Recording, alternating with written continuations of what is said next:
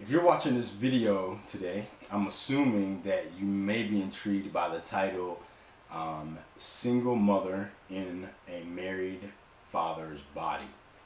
The idea for this particular blog came from some of the experiences that I've had in my life, as well as some reflections that I've done in recent months, just kind of trying to gauge where I am and more understanding how to articulate myself. Because I work on that every day, trying to really see what is down deep in here, so that I can call it up and then use it as a gift to share with others, and also to get to know myself better and to get to know the person that I believe God has created me to be. The title comes from my background, which was I was raised by a single mother and influenced by a slew of single mothers. And I have come to understand that there's an actual culture, at least in the group that I grew up with, there's a culture of single motherdom, if you want to call it that, that exists. There's a way that they survive, there's a way that they express themselves, there's a way that they make up for what may be lacking by not having a male figure or a masculine energy in the home, and different things that occur in this particular culture. And I was deeply, deeply influenced by it, so much so that I didn't even realize how influenced I was by it until I entered into relationships with women as I got older. And also as I started to look at different things in my life and how I handle certain things. So without further ado, let me use my pain to help you.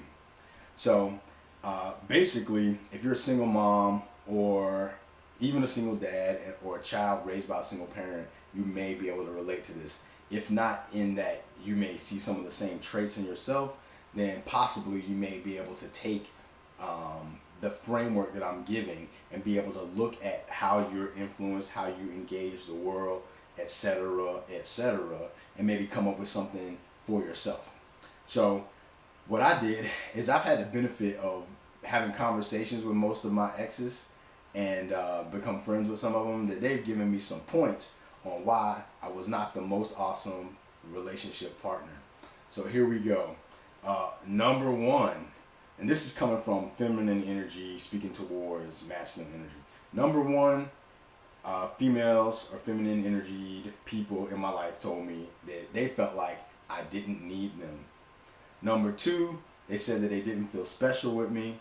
Number three, they said that they felt unsafe. And number four, I'm not romantic. Yep, it's all written there. Anyway, so I'm going to address some of them. Number one, not needing them. Well, I'm the oldest son of a household headed up by a single mother. What that means, or what that meant in my context, was I had to take on a lot of the domestic duties that are normally in that time frame they shouldn't be reserved for females, but in general they have been. And so in my household, I had to play that role. So I cooked a lot, I cleaned, I ironed, I washed dishes, I washed floors, I paid bills. I did all these duties, these domestic duties that people imagine are reserved for female. So then when I got older and entered into relationships with women, I guess perhaps they thought that was the role they were supposed to play. But guess what? I was already playing it. And so for that reason, they felt like I didn't need them. And I can't apologize for that. All I can say is, if you are in a relationship with a male who had to play that type of role and you feel like they don't need you, well, there's two ways of looking at that. You can be a person that says, "How this is awesome. I can express other aspects of who I am because this person doesn't need me to play that role." Or you can tell that partner how you feel, and then you guys can agree that you guys can play certain roles. Or you can get over it and stop needing somebody to need you. I prefer to get over it role, but hey, that's me. The other thing, not special. Well, sometimes they said that they didn't feel special because they said that they felt like I loved everybody the same way as I loved them. And I can only imagine that some way I was influenced that same way with being raised by single moms. And ironically, a lot of the single mothers that my mom hung out with also were mothers of sons. And there was probably some thing there where the mothers tried their best to make all the sons feel equal. You know, they didn't try to make anything special between any of the kids because they had to manage a household and they didn't need all that extra favoritism or all these other things that kind of go. I mean, I'm sure it happens. I can tell you that it happens. But I think that there was a strong feeling within the household that, especially, maybe it's just because I was the oldest, I'm not sure, but I believe that there was this idea because they couldn't play both roles. The mothers may have felt like, hey, look, I can't really play into this stuff. And so we, or me at least, learned to not try to feel special. But I don't think that there's anything wrong with that because in my experience, most people suffer because they want to be special to somebody and they do all sorts of things to be special. And a lot of times those things that they do to try to make themselves special ultimately end up being harmful. But if you so happen to be in a relationship with somebody who doesn't make you feel special and they so happen to be raised by a single parent, take this into consideration. It may be that their parents did not have the energy or it was strategic in not trying to make one kid feel better than the other because it was one parent trying to work with multiple children. Maybe if it was one parent and one child, maybe a different story, but that wasn't my situation, so I can only speak out of that. So if the person doesn't make you feel special, talk with them. Tell them what you might need that may make you feel special. Because kids raised by single parents, they aren't used to that interaction between a male and a female, or two males and two females, or two whatever. All those different configurations. If you're just raised by one parent and you don't see that interaction, chances are you never saw that one parent being made to feel special, and so you don't see the need for that. And so maybe that becomes a strength for you, or it becomes a weakness because maybe you always want to feel special. So that's something. Address it. I'm not a psychologist. I'm just throwing some stuff out here. Number 3, unsafe. Man, that one tripped me out because, first of all, I'm a characteristically, what do you call it, boring.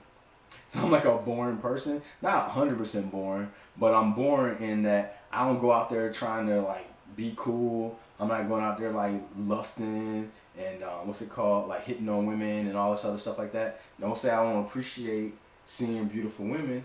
I do, but I don't feel any sense of urgency of trying to be with a bunch of people. So when women told me they didn't feel safe with me, I was confused about that. And generally, I always have enough money to pay my bills and all this other stuff like that. So I'm like, what? Unsafe?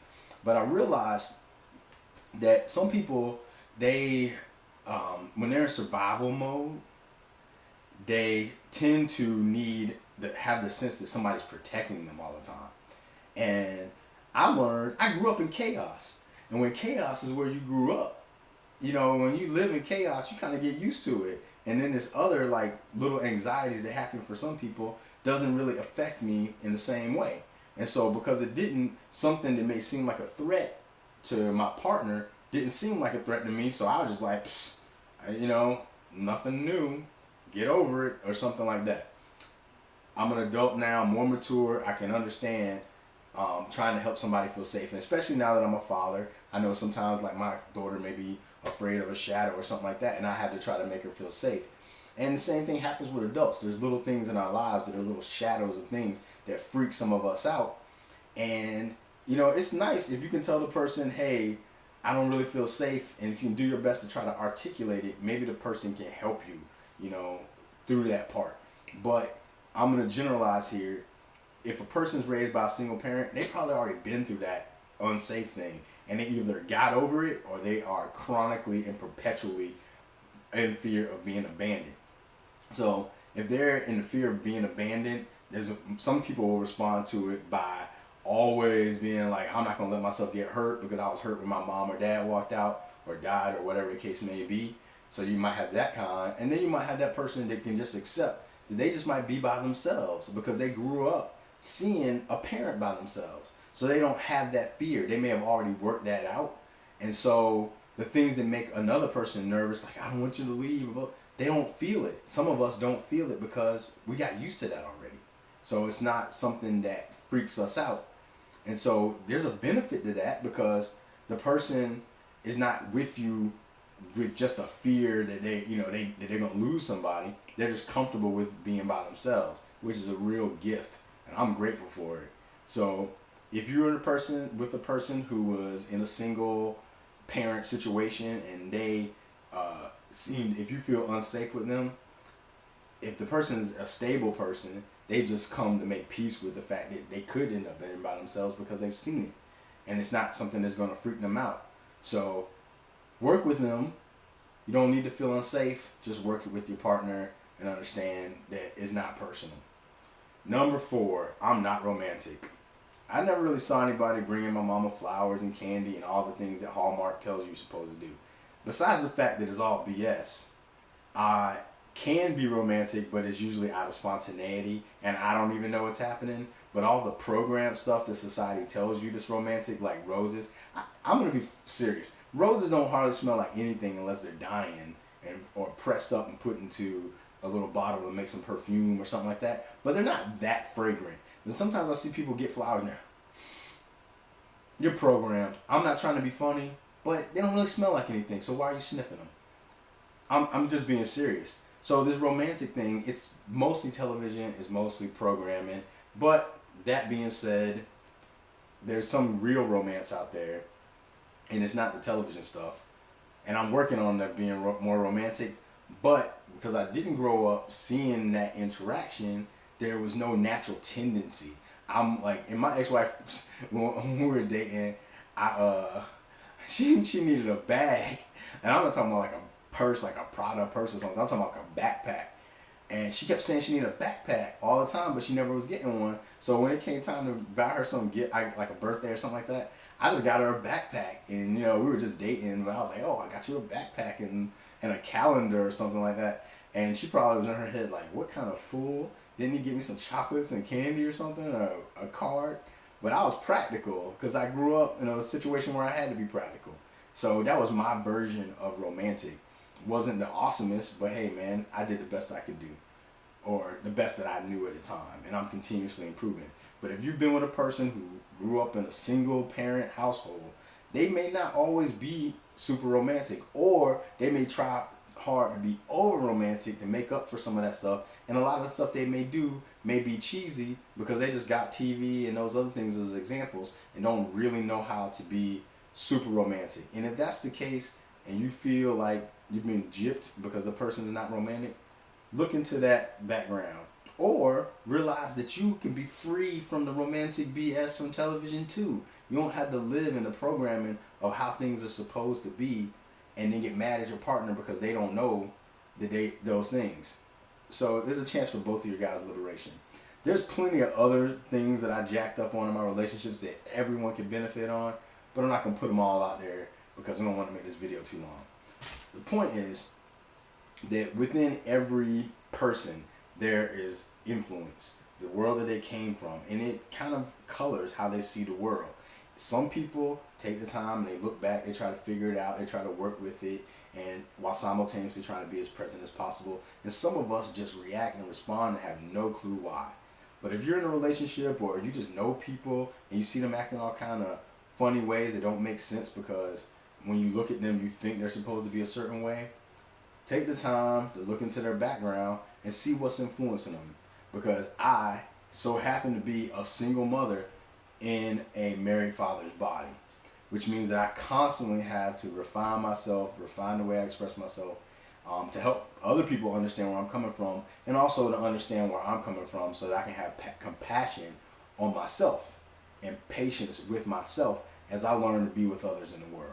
So anyway, that being said, I hope you got something out of it. I hope you share it if you know single parents out there or children of single parents who are trying to figure out how to vibe in a world that is has the standard of married couples, even though all the divorces that happen all over the place, we still hold that old school standard. But there's a lot of us that do not fall in line with that standard. So be patient with us, we'll be patient with you, and maybe we can meet somewhere in the middle. Later.